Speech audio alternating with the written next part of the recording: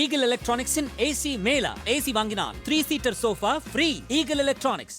கோவையில் கடும் வெயில் காரணமாக வாழை, தென்னை, தக்காளி, அவரை உள்ளிட்ட விவசாய பயிர்கள் பாதிப்படைந்துள்ளன. இது தொடர்பான தகவல்களை செய்தியாளர் சுதீஷிடம் கேட்கலாம். சுதீஷ், என்ன மாதிரியான பாதிப்பு ஏற்பட்டிருக்கு? அதனை தடுப்பதற்கு விவசாயிகள் என்ன நடவடிக்கை எடுக்கிறாங்க? அவங்க தரப்புல இருந்து என்னென்ன விஷயங்களை முன்வைக்கிறாங்க?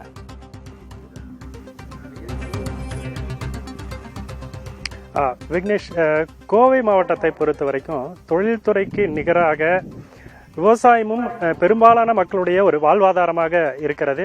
குறிப்பாக மேற்கு தொடர்ச்சி மலை அடிவார விவசாயம் மட்டுமே செய்யப்படக்கூடிய ஒரு சூழல் இருக்கிறது. இங்கு காலமாக விவசாயிகள் விவசாயத்தை நம்பி பல குடும்பங்கள் வாழ்வாதாரமாக வாழ்ந்து வருகிறார்கள். இந்நிலையில் இந்த ஆண்டு ஒரு கடுமையான ஒரு வெப்பம், கோடை நிலவி வருவதாக விவசாயிகள் கவலை தெரிவித்திருக்காங்க. கடந்த ஆண்டை ஒப்பிடும்போது இந்த வருடம் தோட்டப்பயிர்கள் கருகும் அளவிற்கு விளைச்சல் குறைந்து எவ்வளவுதான் நீர் பாய்ச்சினாலும் கூட அந்த கடுமையான வெப்பம் காரணமாக அந்த செலவினங்களும் பல மடங்கு அதிகரித்திருக்கிறது.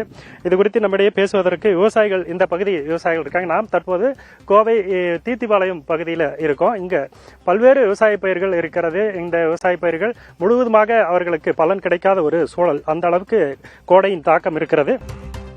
தக்காளி, அவரை உள்ளிட்ட விவசாய பயிர்கள் பாதிப்படைந்திருக்கின்றன.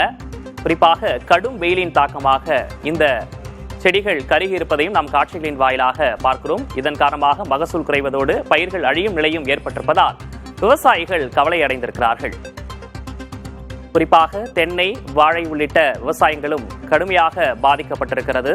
வெயிலின் கடுமையான தாக்கத்தால் வாழை மரங்கள் கருகி இருக்கக்கூடிய அந்த காட்சிகளையும் நாம் பார்க்கிறோம்.